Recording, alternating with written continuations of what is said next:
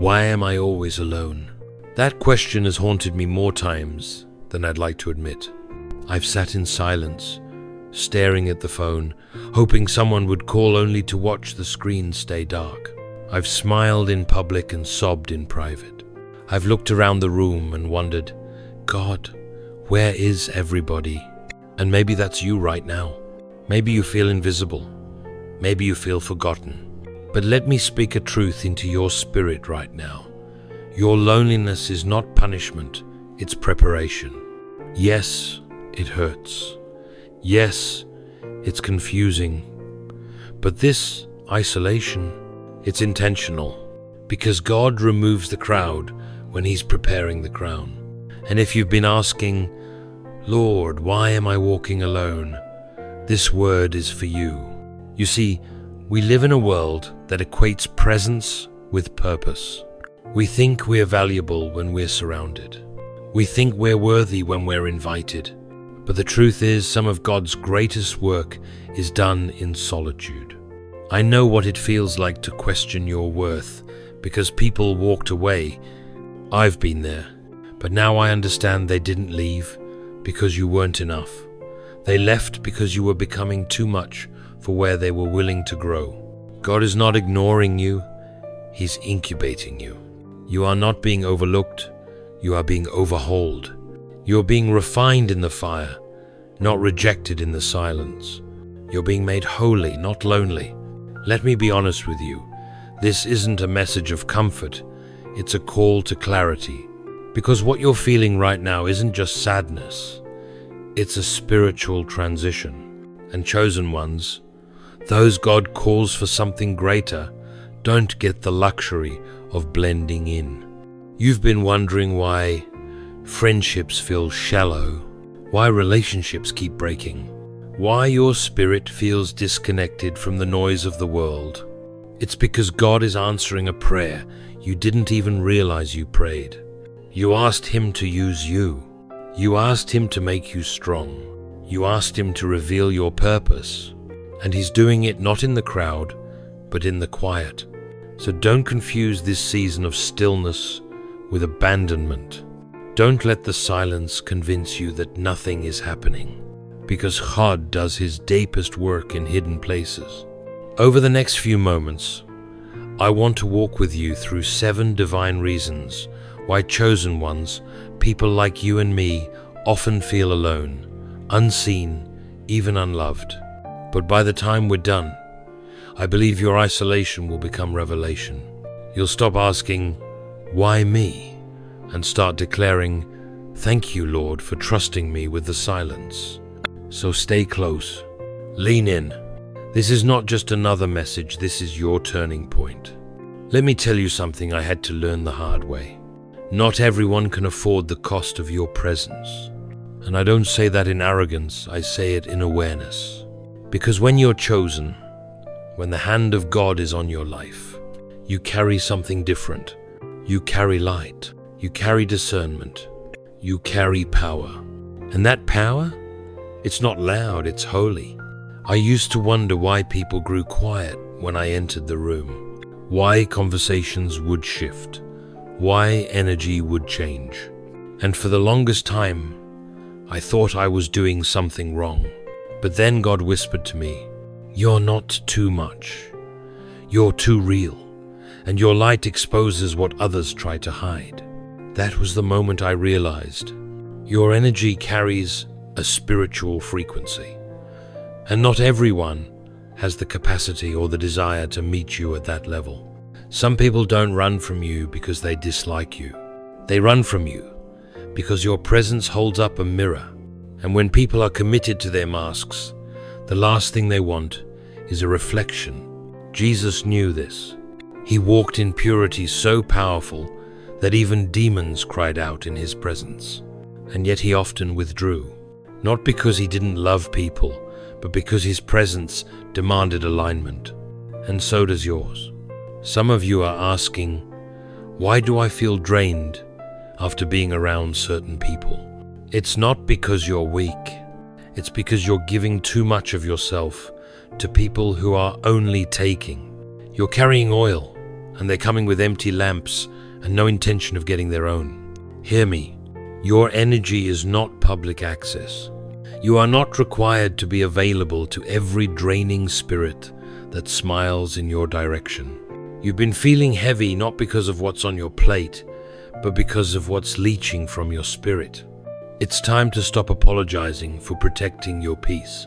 You don't owe people access to your mind, your heart, or your anointing just because they're used to you being available. This is the season to be selective.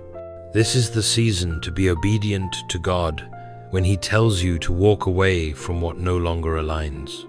Even if they've known you for years, even if they call themselves family, even if it feels lonely. Because protecting your energy is not selfish, it's sacred stewardship. I want you to hear me clearly. You are not drained because you're broken. You're drained because you've been pouring into people who don't pour back. You are not rejected. You are revealed. Your purity reveals the pollution in others, and instead of repenting, they retreat. So what do? You stay pure. You stay light-filled.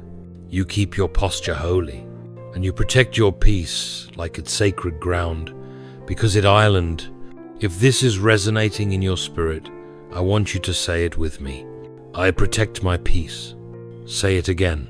I protect my peace. Because in this next season, peace is the gatekeeper of your destiny. There came a point in my life where I had to face a hard truth. I was starving while feeding everybody else. I'd show up when they called. I'd pray over people who never prayed for me. I'd pour out encouragement, wisdom, love, time, and then lie awake at night wondering why I felt so empty. Let me ask you something real. Who feeds you? You uplift, you inspire, you motivate, you intercede. But when it's your turn to be seen, crickets. No call, no check-in, no covering. And maybe like me, you started to think, maybe I'm too needy, maybe I should be stronger. But I'm here to tell you, you are not asking for too much. You're asking the wrong people. Jesus himself experienced this in the Garden of Gethsemane. He wasn't surrounded by enemies. He was surrounded by friends, disciples, people who had walked with him, seen miracles, broken bread with him, and still, when his soul was overwhelmed with sorrow to the point of death, they fell asleep. He said, "Could you not watch with me for 1 hour?" Matthew 26-40. Not fight, not preach, just stay awake. But even that was too much for some people. I know this hits home, because when you're chosen, when you're spiritually awakened, you carry weight that few people understand. You are the go-to person, the strong one, the wise one. But can I say something that might set you free? You are not built to be everybody's well without ever being watered. You're not prideful. You're not oversensitive. You're not dramatic. You are spiritually tuned, and your spirit is starving for compatibility. The higher your calling, the more intentional your connections must be. This isn't about friendship. It's about feeding, because you're carrying something holy, and you can't afford to let your fire die in rooms where no one brings oil. I've been there, being the encourager, while silently battling discouragement, carrying the burdens of others, while no one noticed mine, wiping tears, while crying alone in silence. And God had to show me, not everyone can handle your depth. Not everyone is meant to feed your destiny. Stop apologizing for needing more. Stop shrinking your hunger for companionship just to maintain surface-level connections. You were created for divine exchange, not emotional bankruptcy. So here's the challenge. Don't settle for energy vampires, people who drain your spirit, minimize your growth, and only show up when they need to be filled. Wait for spirit lifters, people who speak life over you, who pray with you, not just for you, who celebrate your light instead of feeling threatened by it. God will align you with those who don't just tolerate your anointing, they recognize it. People who feed your fire instead of fearing your flame. Say this with me. I will not shrink for shallow spaces. I will wait for spirit lifters. Because what you carry is sacred, and sacred things deserve sacred spaces. Let me be real with you. I didn't truly begin healing until I was completely alone. Not lonely. Alone. No distractions. No noise. No one to impress. Just me. And God. And the pain I'd been trying to outrun for years. We don't like the wilderness. We don't like isolation. But do you realize that every person God used in power first walked through a season of holy solitude? Jesus went into the wilderness before his public ministry. Elijah ran to the cave before he heard God's whisper. Moses spent 40 years in the desert before he ever held the staff in front of Pharaoh. Wilderness always precedes calling. Solitude always comes before significance.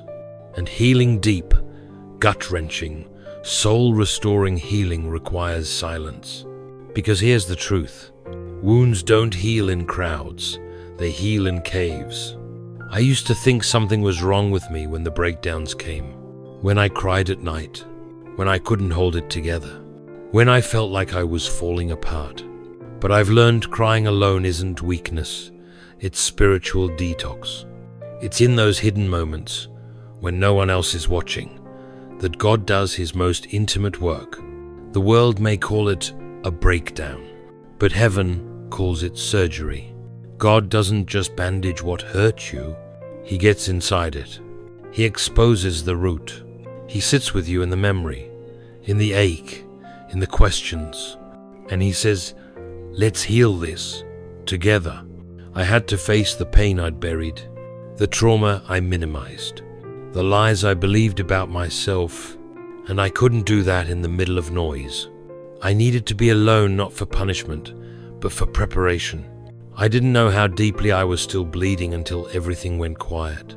And maybe that's where you are now, wondering why things are silent, why the phone stopped ringing, why your heart feels tender again. It's not because you're falling apart. It's because God is stitching you back together. So don't despise this season. Don't curse the cave. You are not broken. You are in surgery. Healing hurts before it helps, but help is coming. And when you emerge from this solitude, you won't just be whole, you'll be wise. You'll have clarity, discernment, resilience, and peace that no one can take from you. Let the healing happen. Don't rush it. Don't fear it. Say this with me. I am not breaking down. I'm being rebuilt. You're not buried. You're being planted. And soon you will bloom. Let me say something that may set you free. You're not single because you're unworthy. You're single because you're selective with divine reason. There were moments I asked God, why is everyone else finding love while I'm still here alone? And his answer was never cruel. It was clear. Because what I'm building in you is too sacred to be mismatched with what is not aligned. I'm not waiting for company, I'm waiting for covenant. I'm not holding out for romance. I'm standing firm for alignment. Because when you're chosen, you cannot settle for shallow. I've come to realize this. There's a difference between affection and alignment. Affection can make your heart flutter for a moment, but alignment fuels your purpose for a lifetime. Too many people are chasing connection, but ignoring compatibility. But divine partnership isn't about matching aesthetics, it's about matching assignments. The Bible warns us in 2 Corinthians 6:14, do not be unequally yoked with unbelievers. Why? Because the yoke is where your direction is determined. If you're yoked to someone walking in another direction, they will pull you off course, no matter how kind, cute, or charismatic they are. I used to feel pressure, like time was slipping, like everyone else was pairing up, like maybe I was asking too much. But I had to remind myself, time does not delay what is divine, and God is not late, He's aligning. So I stopped praying for someone and started praying for the one who aligns with my assignment.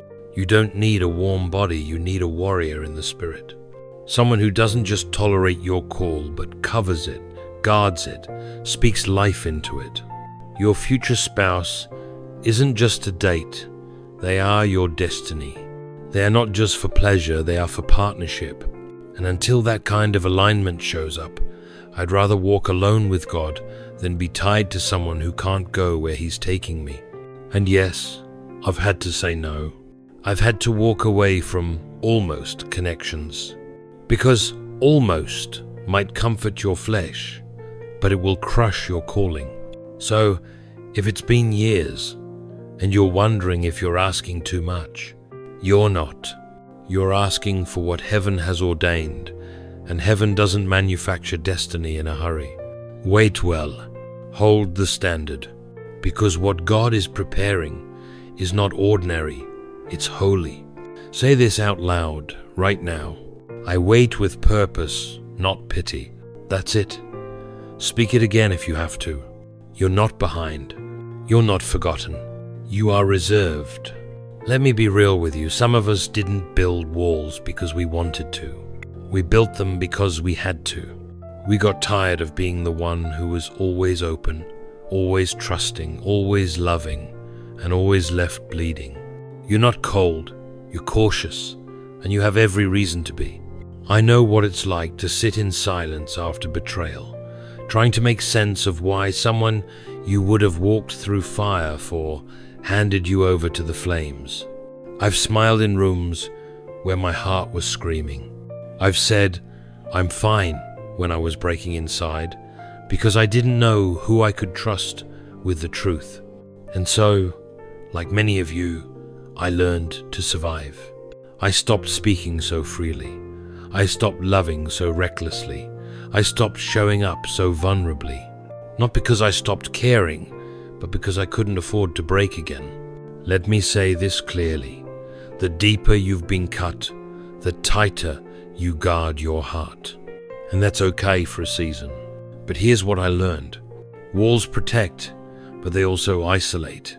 God doesn't want you to live in emotional lockdown forever. He wants to lead you into healed discernment, not permanent defense. There's a difference between being wise and being walled off, between guarding your peace and pushing people away out of fear. And that healing, it's not instant. You don't tear down every brick overnight, but you can start by building windows of wisdom, small openings where trusted light can come in. I think about Joseph in the Bible. He was betrayed by his own brothers, thrown in a pit, sold, forgotten, lied on, imprisoned, but his pain didn't poison his purpose. By the time his brothers came back to him, begging for mercy, Joseph had a choice, revenge or redemption. He chose redemption. He said in Genesis 50-20, "You meant evil against me, but God meant it for good." You see, Joseph didn't deny his wounds, but he didn't let them define his worth. And neither should you. Your scar don't disqualify you. They prove that you survived what should have killed you. They prove that God kept you, covered you, and now He's calling you forward. Your walls were necessary, but they're not meant to be permanent. God is healing you, not so you can go back to being wide open and wounded, but so you can move forward with discernment, strength, and wisdom.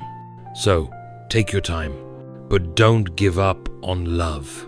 Don't give up on connection. And don't give up on the idea that God can still send people who won't mishandle you. Say this with me.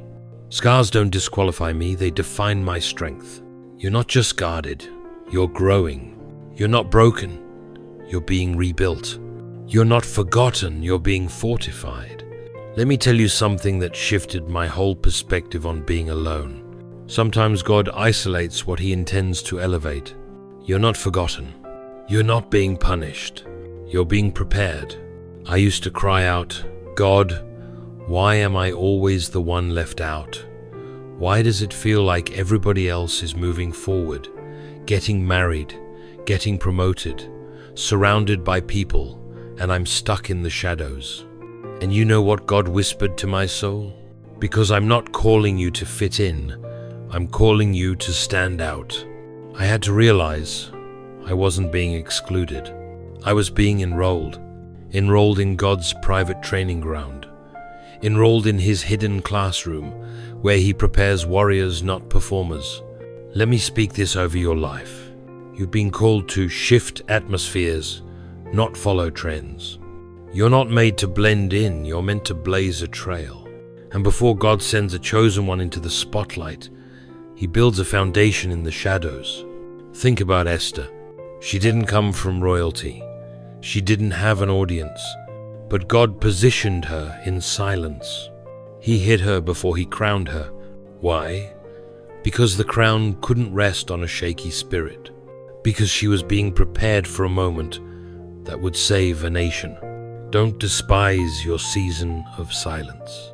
God hides what He's preparing to reveal. In this quiet place, your prayers are getting deeper. Your discernment is growing sharper. Your calling is becoming heavier, and it's not by accident. You've been handpicked for a purpose that requires preparation, and preparation requires privacy. Let me be real. I used to think being overlooked meant I wasn't valuable, but now I know it meant I was too valuable to be exposed before I was ready. If you're in a season of isolation, listen closely. You're not behind, you're in training. You're not being delayed, you're being developed. You're not in punishment, you're in preparation. This is where giants are made. This is where warriors are refined. This is where God is building a spiritual infrastructure strong enough to carry the weight of your next level. So breathe deep. Don't rush it. Let Him finish what He started. Say this with me right now. I am in preparation, not punishment. Type it in the comments. God is preparing me for something greater. Your hiding season isn't a dead end. It's a divine beginning. Let me say something real. Something raw. There is a weight in your spirit that scares shallow people. Not because you're wrong, not because you're broken, but because you were never made to swim in shallow water. You were made for the deep. I used to wonder, why do conversations feel empty? Why do my relationships feel one-sided? Why does it seem like I always have to water myself down just to make people comfortable? And then it hit me. The weight of my soul was never designed to fit in lightweight spaces. You feel it too, don't you? That ache for deeper connection, that longing for meaningful conversations. You don't do small talk well, and surface level living doesn't satisfy your spirit. And when you try to go deep, when you speak truth, when you show up in your full light, it makes some people uncomfortable. Not because you're offensive, but because truth still offends. Let's be honest. You crave deep love, but depth scares most people. Because deep love requires deep work. And not everyone is ready to go there. So they ghost you. They misunderstand you. They call you too intense, too emotional, too much. But I came here to declare over your life today, you are not too much. You are what's missing. You're the one who sees past the mask. You're the one who doesn't settle for fake smiles and empty compliments. You are the one who asks questions that make people think and that makes people run. But don't you dare shrink. Your depth is not a defect, it is divine. Your capacity for connection, your hunger for truth, your desire for spiritual intimacy, these are not flaws. They are features of your calling. Proverbs 20:5 says, "The purposes of a person's heart are deep waters, but one who has insight draws them out." That's you. You carry deep waters in your spirit. That's why shallow people can't stay long. It's not rejection, it's redirection. God is preserving your depth for people who can swim at your level. Listen to me, don't dumb down your anointing just to be accepted. Don't hide your fire just because it exposes their comfort zone. You are not intimidating. They're just not ready. There is a tribe somewhere, maybe still forming, who won't just tolerate your depth. They'll treasure it. They won't just match your vibe. They'll match your vision. They won't fear your truth. They'll feed on it. But until then, stay deep, stay faithful, stay anchored, because shallow relationships will never satisfy a soul built for depth. Say this with me right now. My depth is divine. I am not too much. Drop this in the comments. I carry deep waters, and God is sending those who can swim. You were never called to be understood by the crowd. You were called to be aligned with the called. I've walked through every one of these reasons with you, not as a distant observer, but as someone who's lived them. I've sat in rooms where my silence echoed louder than any conversation. I've felt the ache of pouring into others and leaving empty. I've cried through healing I didn't even know I needed. I've waited, I've guarded, I've wondered, what's wrong with me? But now I know. Nothing was wrong with me, everything was right with God's timing. So if you're still asking, why am I always alone? Let me tell you this, heart to heart. You're not being punished, you're being prepared. You're not overlooked, you're being overhauled. You're not forgotten, you're being fortified for the fight ahead. Let me remind you of something eternal. Your energy is sacred, that's why it repels what's not aligned. You pour so deeply because you're called to carry much. Healing is your divine surgery, not your disqualification. Your waiting is not wasted, it's woven with wisdom. Your walls aren't bitterness, they're boundaries of wisdom. Your isolation is not exile, it's divine incubation. And your depth, it's proof of your divine design. So no, I'm not hidden, I'm being held. I'm not lonely, I'm being aligned. I'm not behind. I'm not forgotten. I'm not too much. I am chosen for more, for purpose, for impact. This silence you're sitting in, don't despise it. This is where kings and queens are forged. This is where voices are sharpened, vision is birthed, and destinies are sealed. To every chosen one out there, this is not your end. This is your awakening. So, declare it right now. I am chosen for more. Drop it in the comments. Shout it in your room. Speak it over your future. And if this message ignited something in you, don't keep it to yourself. Like this video and send it to someone walking alone today. You were never just alone. You were set apart for glory, for greatness, for God's purpose. Now rise, not with the crowd, but with the called,